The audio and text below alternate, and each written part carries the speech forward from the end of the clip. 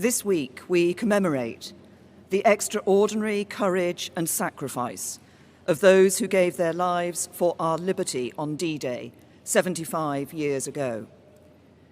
As leaders prepare to gather here from across the world, it is fitting that we begin with a celebration of the special relationship between the United Kingdom and the United States, enduring partners who stood side by side on that historic day and every day since.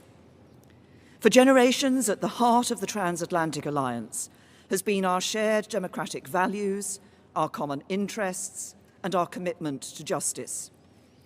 It is that unity of purpose that will preserve the deep-rooted ties between our people and underpin our nation's security and prosperity for the next 75 years and beyond.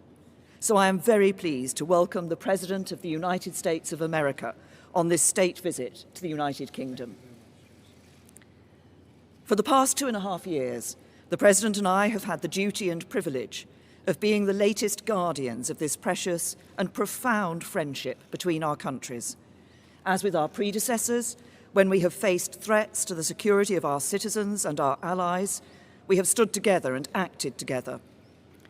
When Russia used a deadly nerve agent on the streets of our country, alongside the UK's expulsions, the President expelled 60 Russian intelligence officers, the largest contribution towards an unprecedented global response. And in Syria, when innocent men, women and children were victims of a barbaric chemical weapons attack, Britain and America, along with France, carried out targeted strikes against the regime. Since we spoke about NATO during my first visit to the White House, we have maintained our support for this crucial alliance. Thanks in part to your clear message on burden sharing, Donald, we have seen members pledge another $100 billion, increasing their contributions to our shared security. And I'm pleased to announce that NATO will soon be able to call on the UK's Queen Elizabeth-class aircraft carriers and F-35 fighter jets to help tackle threats around the world. Today, we've discussed again the new and evolving challenges to our security, our values, and our way of life. We share the same view about their origin and our objectives in meeting them. But, like Prime Ministers and Presidents before us, and no doubt those that will come after, we can also differ sometimes on how to confront the challenges we face. I've always talked openly with you, Donald, when we have taken a different approach, and you've done the same with me. I've always believed that cooperation and compromise are the basis of strong alliances, and nowhere is this more true than in the special relationship. Today, we've discussed again the importance of our two nations working together to address Iran's destabilizing activity in the region and to ensure Tehran cannot acquire a nuclear weapon. Although we differ on the means of achieving that, as I've said before, the UK continues to stand by the nuclear deal. It is clear that we both want to reach the same goal. It is important that Iran meets its obligations, and we do everything to avoid escalation, which is in no one's interest. Recognising our nations as safer and more prosperous when we work together on the biggest challenges of our time, I also set out the UK's approach to tackling climate change and our continued support for the Paris Agreement. And we also spoke about China, recognising its economic significance, and that we cannot ignore action that threatens our shared interests or values. As we've deepened our cooperation on security, including our joint military operations and our unparalleled intelligence sharing, so our economies too are ever more tightly bound together. Every morning, 1 million Americans get up and go to work for British companies in America, and 1 million Britons do the same for American companies here. Our trading relationship is worth over £190 billion a year, and we're the largest investors in each other's economies, with mutual investments valued at as much as $1 trillion. Mr. President, you and I agreed the first time we met that we should aim for an ambitious free trade agreement when the UK leaves the EU. And from our positive discussions today, I know that we both remain committed to this. I'm also sure that our economic relationship will only grow broader and deeper, building on the conversations we had and the ideas we heard from UK and US businesses when we met them earlier today.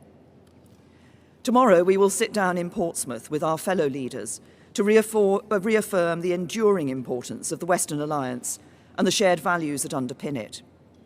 And as we look to the future, In the years and in the generations ahead, we will continue to work together to preserve the alliance that is the bedrock of our shared prosperity and security, just as it was on the beaches of Normandy 75 years ago.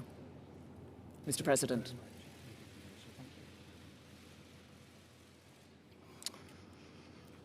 Well, thank you, Prime Minister May. Melania and I are honored to return to London as our nations commemorate the 75th anniversary of D-Day in World War II.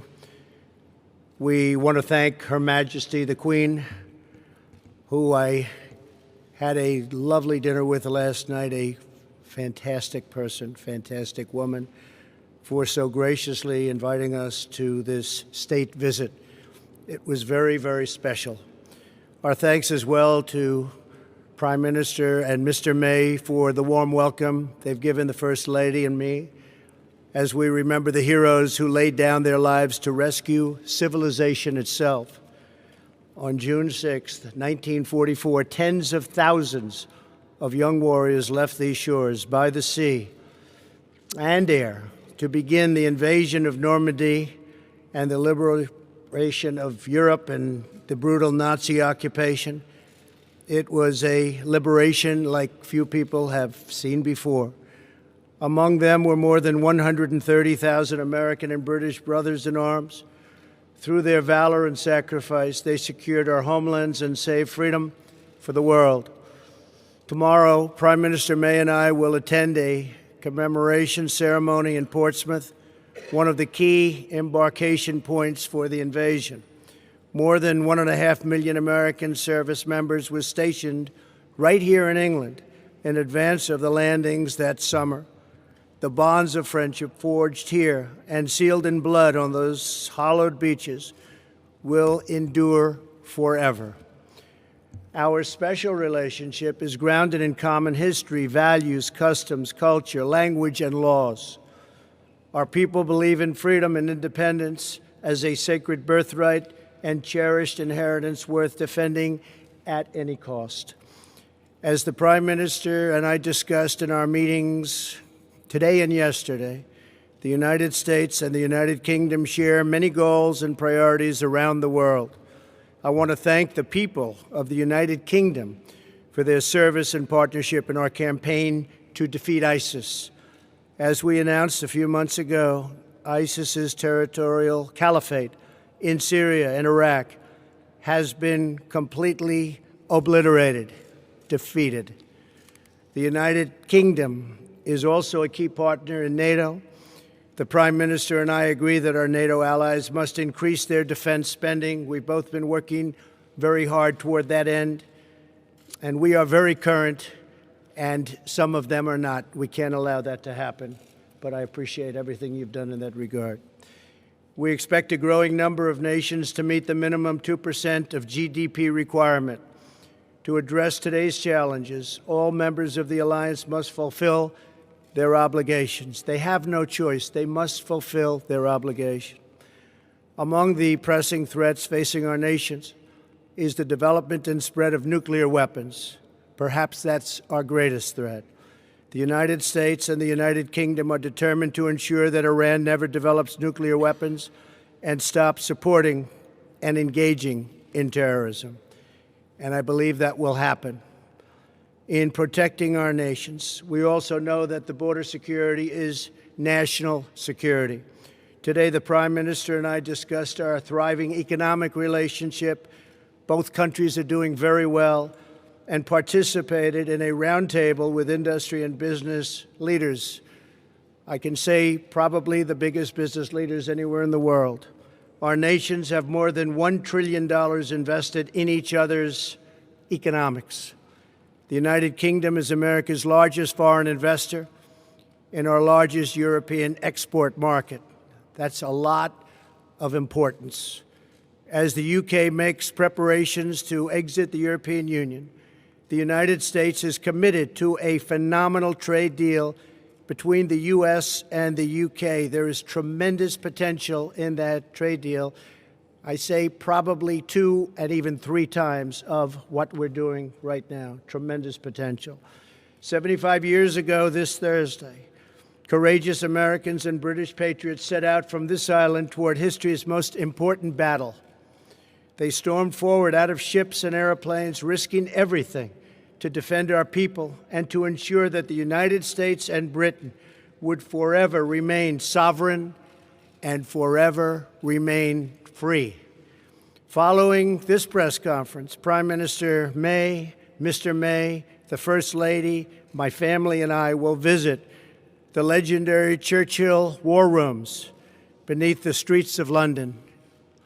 I look forward to that.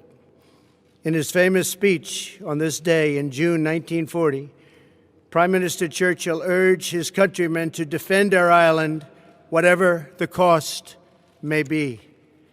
As we mark this solemn anniversary of D-Day, we remember that the defense of our nations does not begin on the battlefield, but within the heart of every patriot. Today, let us renew our pledge, engraved at the American Cemetery in Normandy and inscribed by President Dwight Eisenhower in St. Paul's Cathedral, right here in London, that the cause for which they died shall live. Prime Minister May, it's been a true honor. I have greatly enjoyed working with you. You are a tremendous professional and a person that loves your country dearly. Thank you very much. Really an honor. Thank you for the invitation to memorialize our fallen heroes and for your partnership in protecting and advancing the extraordinary alliance between the American and the British people. It's the greatest alliance the world has ever known. Thank you, Prime Minister. Thank you. Thank you. Thank you very much.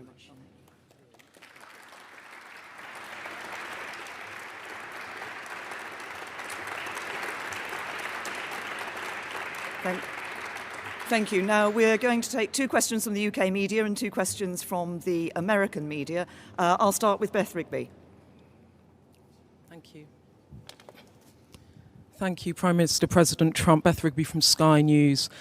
For you, President Trump, as you hold talks with the current Prime Minister, the leader of Her Majesty's opposition has been addressing a protest rally against your visit in Trafalgar Square. He says he's disappointed you attacked the London mayor and he criticised your record on refugees. What do you have to say to him? And is this man someone you could do a trade deal with? And to you, Prime Minister, do you think that Sadiq Khan is a stone-cold loser?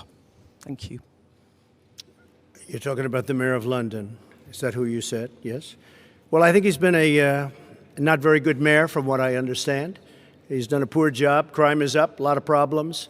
And I don't think he should be criticizing a representative of the United States that can do so much good for the United Kingdom. We talked about it before. He should be positive, not negative. He's a negative force, not a positive force. And if you look at what he said, he hurts the people of this great country. And I think he should actually focus on his job. It'd be a lot better if he did that. He could straighten out some of the problems that he has and probably some of the problems that he's caused. Thank you. Gonna...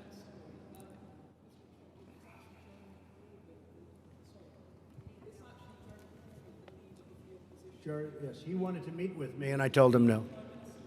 Yes. Well, I don't know Jeremy Corbyn. Never met him. Never spoke to him. He wanted to meet today or tomorrow, and I decided that I would not do that. I think that he is, from where I come from, somewhat of a negative force. I think that people should look to do things correctly as opposed to criticize. I really don't like critics as much as I like and respect people that get things done. So I've decided not to meet. As far as the protests, I have to tell you, because I commented on it yesterday, we left, the Prime Minister, the Queen, the royal family. There were thousands of people on the streets cheering. And even coming over today, there were thousands of people cheering. And then I heard that there were protests. I said, where are the protests? I don't see any protests. I did see a small protest today when I came, very small. So a lot of it is fake news, I hate to say. But you saw the people waving the American flag, waving your flag.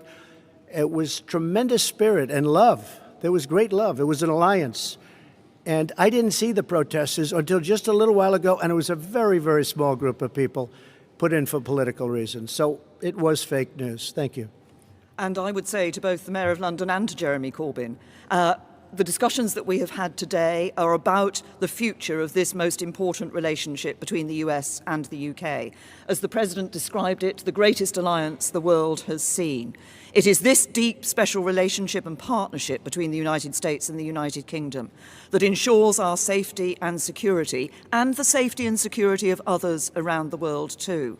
And it is this relationship that helps to ensure there are jobs that employ people here in the UK and in the United States, that underpins our prosperity and our future. That is a relationship we should cherish. It is a relationship we should build on. It is a relationship we should be proud of. Mr. President, would you like to... Very big, and this really is a very big and important alliance. And I think people should act positively toward it because it means so much for both countries. It means so much, and it's been so good. Steve Holland. Yes, go ahead, Steve. Thank you, Mr. President. Thank you. Is that on? There. What is your current view on Brexit, sir? Should Britain leave the European Union if there is no agreement by October 31st? And for the Prime Minister, what would be the ramifications for the UK if there is not a deal? Well, I don't like to take positions in things that I'm not, really. I understand the issue very well. I really predicted what was going to happen. Some of you remember that prediction. It was a strong prediction, made at a certain location on a development we were opening the day before it happened. And I thought it was going to happen because of immigration more than anything else, but probably it happens for a lot of reasons. But I would say, yeah, I would think that it will happen, and it probably should happen. This is a great, great country, and it wants its own identity. It wants to have its own borders. It wants to run its own affairs. This is a very, very special place, and I think it deserves a special place. And I thought maybe for that reason, and for others, but that reason it was going to happen. Yeah, I think it will happen. And I believe the Prime Minister's brought it to a very good point where something will take place in the not-too-distant future. I think she's done a very good job. I believe it would be good for the country, yes. And from my point of view, I believe it is important for us to deliver Brexit. We gave that choice to the British people. Parliament overwhelmingly gave the choice to the British people. We should now deliver on that choice. I continue to believe that actually it's in the best interests of the UK to leave the European Union in an orderly way with a deal. I think we have a good deal. Sadly, the Labour Party and other MPs have so far stopped us from delivering Brexit and that deal. But we will, but obviously this is an issue that is going to continue here in the UK. I think the important thing is we deliver Brexit, and once we're out of the European Union, we will be able to do what we've been talking about today and develop not just that free trade agreement, but a broader economic partnership into the future. If I could just follow up, but on a related matter, Mr. President, are you prepared to impose limits on intelligence sharing with Britain if they do not put in place some restrictions on Huawei? No, because we're going to have absolutely an agreement on Huawei and everything else. We have an incredible intelligence relationship, and we will be able to work out any differences. I think we're not going to have it. We did discuss it. I see absolutely no limitations. We've never had limitations. This is a truly great ally and partner, and we'll have no problem with that. Okay? Francis. Mr. President, Francis Elliott from The Times. Do you agree with your ambassador that the entire economy needs to be on the table in a future trade talk, a trade deal, including the NHS? And Prime Minister, are you tempted to take the Prime Minister President up at his word and stick around for a bit until the trade deal is done? I think we're going to have a great trade deal, yes. I think we're going to have a great and very comprehensive trade deal.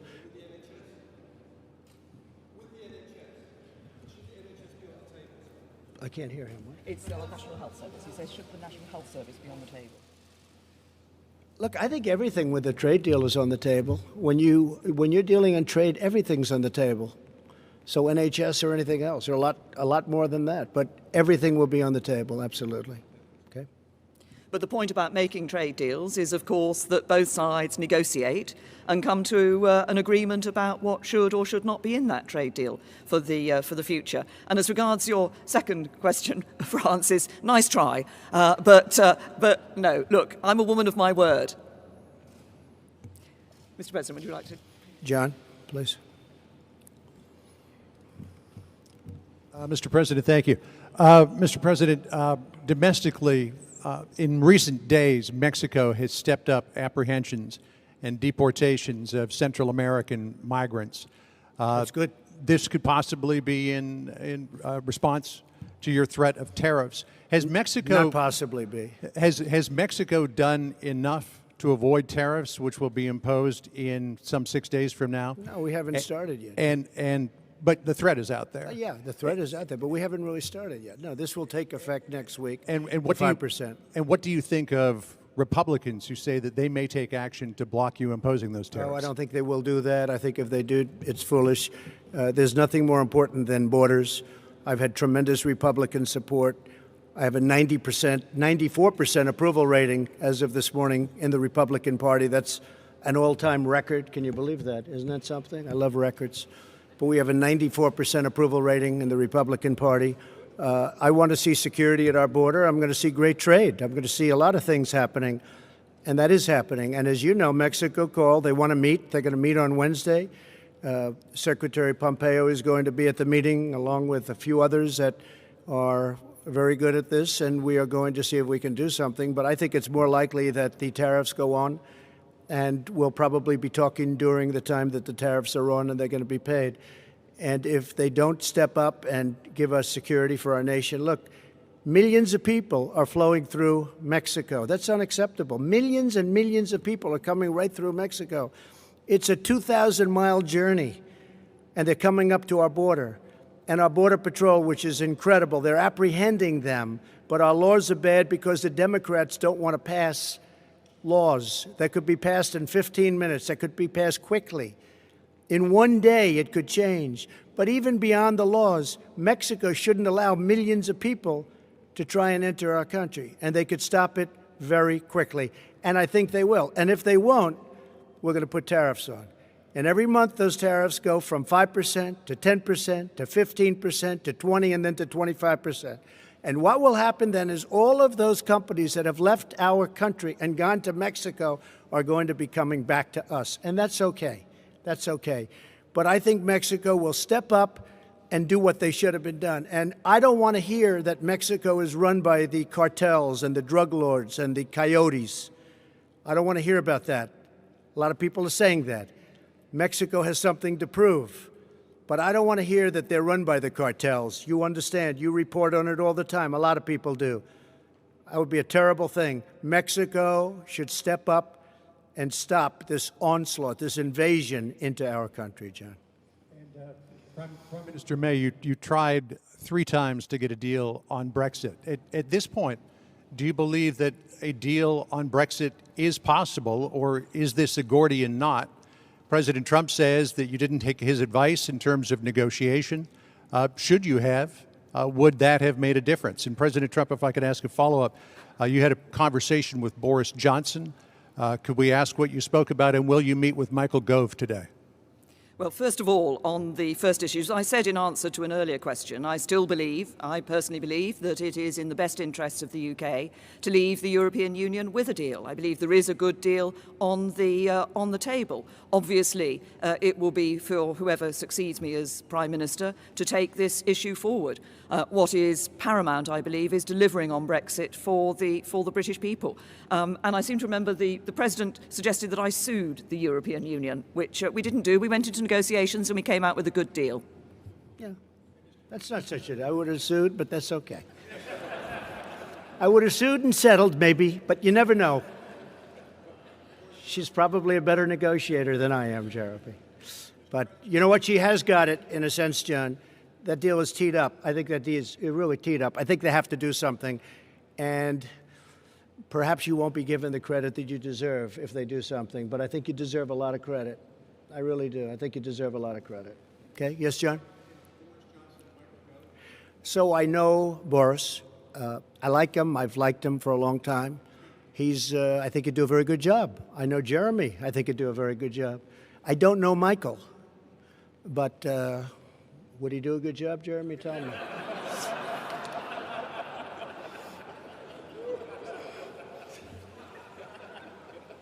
Okay?